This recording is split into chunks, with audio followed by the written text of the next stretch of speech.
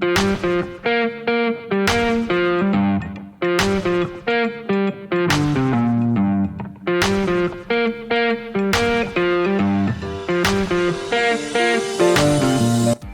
and welcome to Let's Pod This. My name is Andy Moore, and this has been a wild week in civics and politics in America.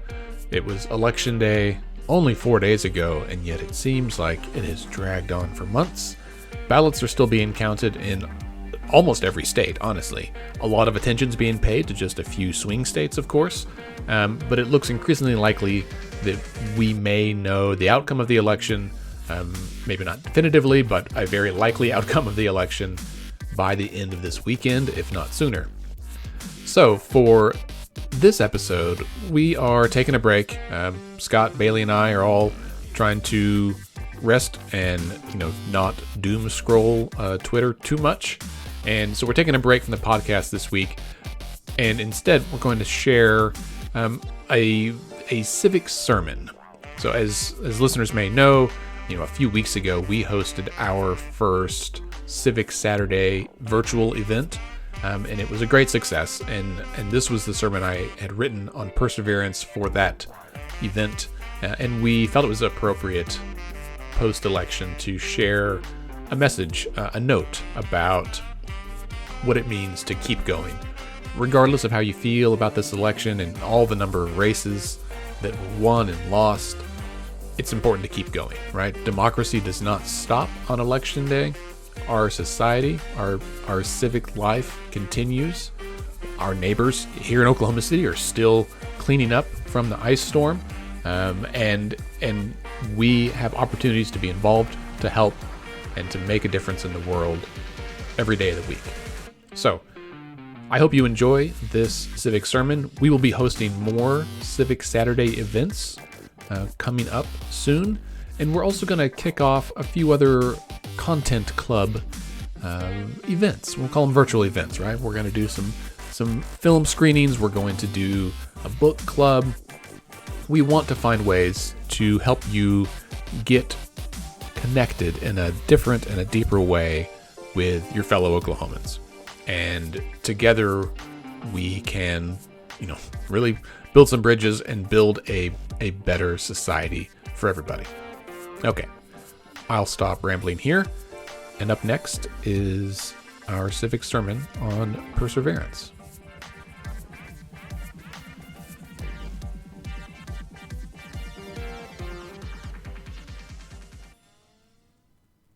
Hello, everyone, and thanks for joining us for the Civic Saturday.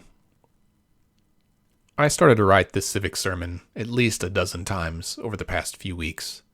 Sometimes with pen and paper, sometimes on my computer, other times just speaking my thoughts aloud to myself in the car while I drove around. But every time I had the same experience. I hit a wall.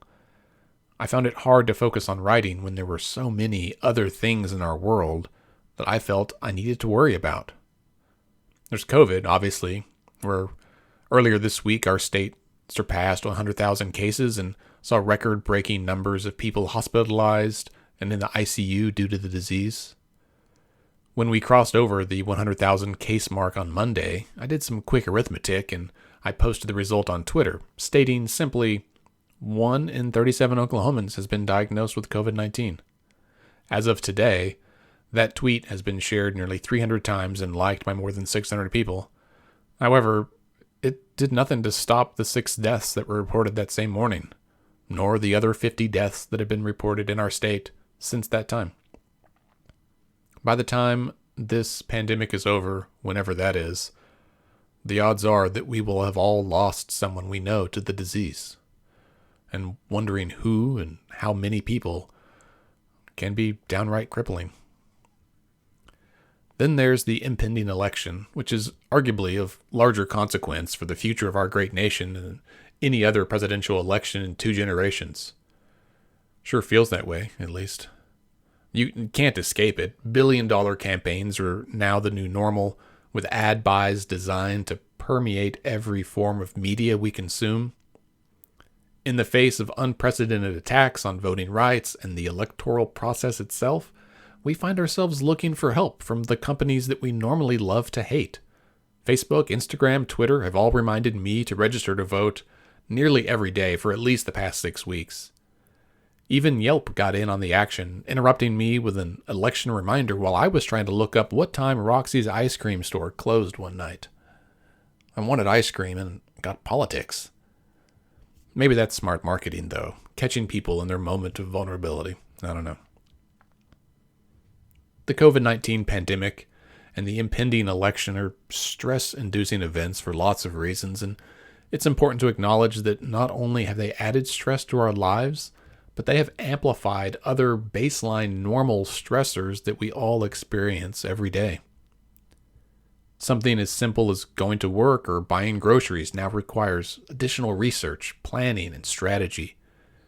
Getting food from a restaurant, buying toilet paper, going for a run, voting, it's all different now.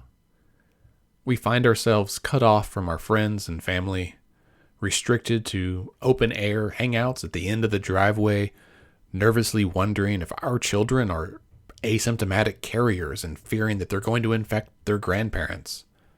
Hugs, which were once relished by my family, like chocolate icing on a big slice of yellow cake, are off the menu entirely. How do we carry on when everything feels so bizarre, so distant, so uncertain? While the circumstances have changed, the associated feelings are not new to most Oklahomans.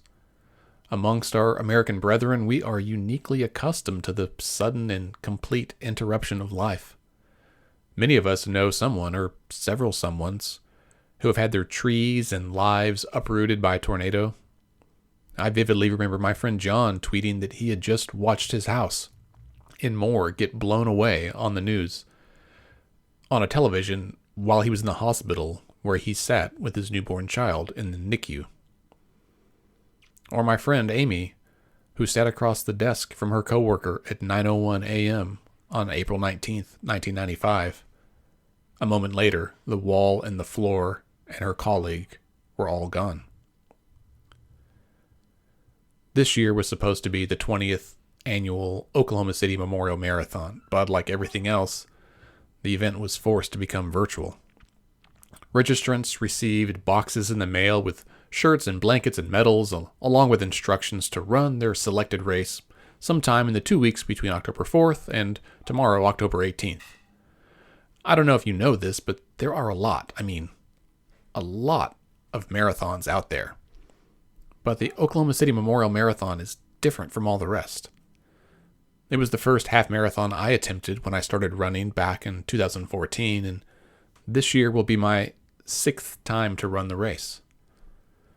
Once I actually run it, I mean, because, as I mentioned earlier, I don't know about you, but lately I'm having a hard time finding the motivation to keep going. I don't know what I'm waiting for exactly, but I do think it seems appropriate for us to talk about perseverance today. Now, regardless of how you feel about running, we can all admit that it does provide a wonderful analogy for just about everything in life. And while sports drinks and fancy stretchy clothing may have renewed our collective interest in running for exercise and sport, running has been a part of human existence since, forever really. In fact, scientists believe that one of the things that helped humans rise to the top of the evolutionary food chain is our ability to run long distances and simply wear out our prey and other predators. Humans, it seems, were built to just keep going. And perhaps that's why running has been used as an analog for getting through life for thousands of years. You can even find running analogies in the Bible. The Apostle Paul wrote letters to the church at Corinth and his friend Timothy that include phrases like running to win and finishing the race, which is honestly somewhat ironic because history records Paul as being not just blind and bald, but also bow-legged, an affliction that would have made running unduly difficult for him. Perhaps that's the reason why running analogies resonated with him so strongly. He knew, quite intimately, how hard it was to simply keep going. I took up running when I was in my early 30s. After the birth of my first child, I was pretty clearly running from some sort of existential dread in my attempt to avoid or at least postpone or slow down the inevitable aging and weakening of the human body that befalls us all. When I started running, I learned a lot about myself, about other people, and about how we all interact and flow together as one community. When you run through the streets of your town, you see and feel all the cracks, all the bumps, all the glistening lawns and empty lots, the formidable mansions and the homeless shelters, the exhaust of our cars and the exhaustion of our resources, the children at the park, and the dirty needles in the gutter just outside. Obviously, I'm not here to talk about running. I'm here to talk about stuff that's way harder than running. I'm talking about community level change, making a difference in the lives of our neighbors, and why it's so dang important that even when it gets hard, you keep going. So to do that, I'm going to share with you the 3 most important lessons I have learned from running. It's easy starting out, just make it to the next block, and never waste a downhill. So lesson 1, it's easy starting out. This one seems obvious. All you have to do is find a place to run, lean forward a little bit, put one foot in front of the other, and let gravity do the rest. It feels natural, right? After just a few steps, you begin to build up some momentum and feel the breeze in your face. And wow, look at you. You're doing it. You are running. I love the beginning of a race, especially big ones like marathons. Thousands of people join together with a common purpose. It's dark outside, the music is thumping, and the air is absolutely electric.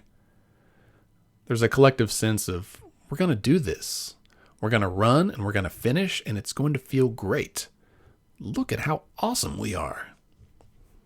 And then, as you stand there in that corral, as they call it, you may begin to look around at the other runners, sizing them up, trying to decide which ones, look like real runners, which ones you think you can beat, trying to make yourself feel better and justify your presence there by devaluing others. Look at them. What do they know about running? Look at those shoes. Look at that old guy. Is that a fanny pack? Ugh. Folks, I'm here to tell you, don't give in to those thoughts. Viewing your neighbors as competitors rather than your teammates is a surefire way to suck the joy out of the experience. Because once you start running, you'll soon realize that what you thought was a solo exercise is really a group project. The more you try to look out for yourself, the more likely you will collide with someone else, particularly if they too are only looking out for themselves. Like so much of life, running a marathon is a community effort.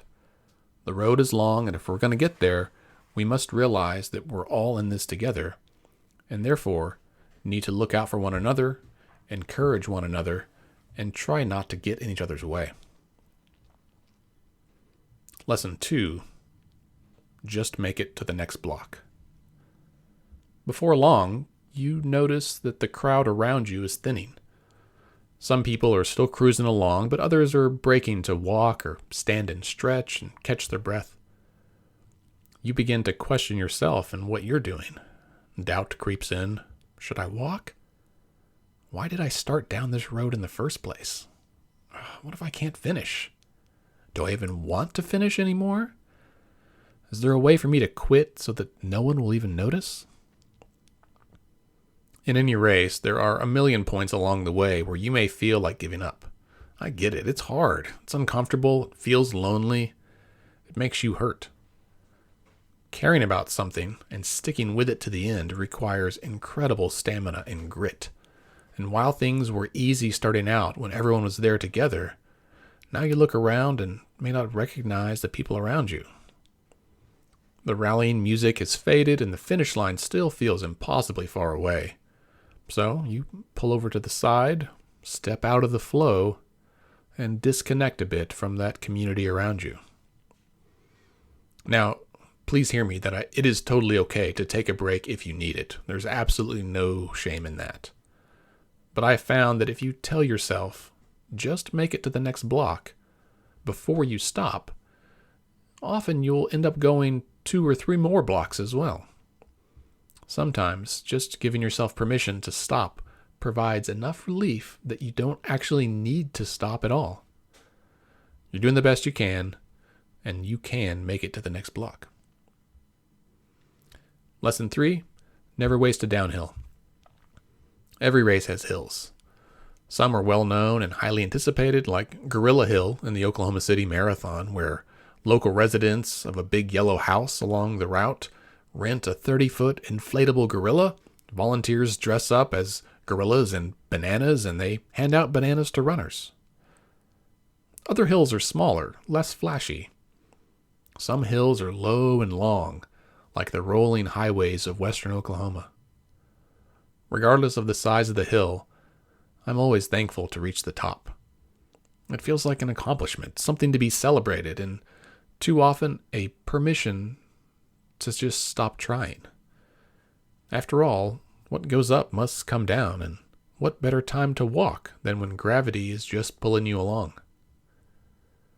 One of my former running buddies has a habit of shouting, "Never waste a downhill," whenever we'd reach a peak. She recognized that our natural inclination is to put in less effort when the road gets easier, which is silly, of course.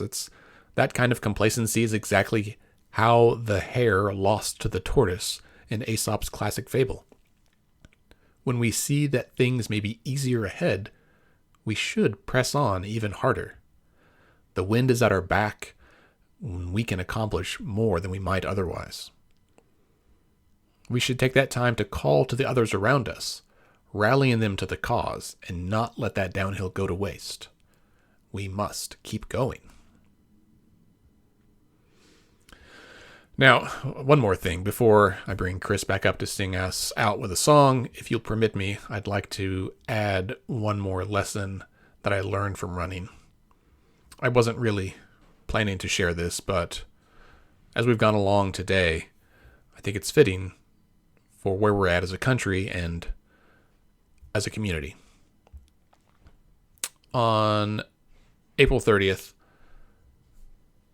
2017, I was running the Oklahoma City Memorial Half Marathon, per usual, and I was just not into it at all. I had not really trained for it. It was rainy and humid. I was grumpy about the whole deal. I was running by myself, and I felt disconnected from the event and the people around me. And as I was about 5 miles in, I was coming down 23rd Street, under the highway, and started up the hill towards McDonald's, I ran into my friend Addie. Addie is a gifted yoga instructor and a talented writer, and I recently learned when she was younger, Addie was an aspiring advocate who wanted to free the dolphins. As luck would have it, Addie is also a runner. Not a runner like me, she is a legit ultramarathoner. 50 milers, 100 milers, this girl can get after it. Anyway, there I was, wallowing in my own self-loathing about my poor performance in this race, when I see Addie stopped in the middle of the road, on a hill, trying to hold still the wheelchair that she was pushing while she stretched a rain fly over the little girl who sat in the chair. I helped get them situated, and then we continued along the course, laughing and talking as we jogged. After a couple of miles, Addie paused and very graciously said, "Andy, you don't have to stay with us. We'll just slow you down." Little did she know, they were the only things keeping me going. I had never run with a rider before. I saw people in chairs during races, but I knew nothing about them aside from that very passive awareness. I assumed whoever was pushing them was a friend or a relative, but in this case, I learned that Addie had simply volunteered, and by sheer luck of the draw, she was paired up with Mariella. From the moment I started running next to Mariella, I disappeared from public view. Now, there were still runners streaming past us on all sides, and literally everyone offered words of genuine encouragement. "Good job. You're doing great. Keep it up." All of it directed squarely at Mariella, who, I must admit, soaked it up with a smile from ear to ear. "Thank you," she'd call back after each one. We didn't run the whole way. We walked, and when we did run, we were pretty slow. It's hard enough to push your own body down the street for 13 miles. An additional 70 pounds of chair and rider make it that much more difficult. My finishing time ended up being a full 30 minutes slower than the year prior, but I didn't care. When we were about a mile from the finish line, Addie leaned over to tell me that Mariella's family would be waiting for us near the finish line with her walker, and we were going to get her out of the chair so she could cross the finish line herself. And so we did. My entire perspective on running changed that day. I had been focused on getting to the finish line and doing it for me. And if that's where you're at, because that's where you need to be, that's fine. You got to be present for yourself. I get that. I affirm that. You do you. But hear me out first. What if you also show up for the folks around you? America has this weird thing about rugged individualism and bootstraps and blazing your own trail and all this. We're like a teenager who thinks they can make it in the world on their own without any help from anyone because we got a car and a job making sandwiches at Subway, and too often, we, the collective we, the societal we, fail to appreciate or even acknowledge the relationships and the reciprocity that we have with other nations, with other states, with other cities, and with the people who live in the neighborhood across the highway or in the house right next door. What if we acted like we're all running side by side? What if it wasn't a race, but rather just a fun run with friends? What if your neighbor needed you to push them? What if you need them to push you?